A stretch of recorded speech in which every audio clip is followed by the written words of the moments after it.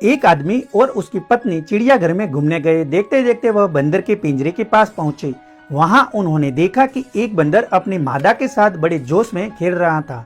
ये देखकर पत्नी ने अपने पति से कहा, देखो कितना रोमांटिक जानवर है, अपनी मादा के साथ इतने प्यार से खेल रहा है। तब पति चुप रहा। तभी पति पत्नी आगे गए तो उन्हें शेर का पिंजरा नजर आया। वहां उन्होंने देखा कि शेर और शेरनी दूर अलग अलग बड़े आराम से बैठे थे। खामोश शेर एक कोने में अकेला बैठा था, जैसे शेरनी का कोई अस्तित्व ही नहीं है।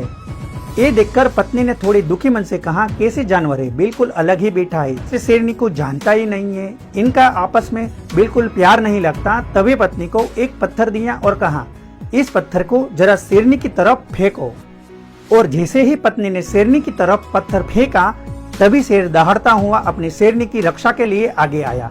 अब पति ने अपनी पत्नी को एक पत्थर और दिया और कहा, अब इस पत्थर को बंदरिया की तरफ फेंको। जैसे ही पत्नी ने पत्थर फेंका, वो बंदर अपनी मादा को छोड़कर खुद की जान बचाने के लिए तुरंत पेड़ पर चढ़ गया था।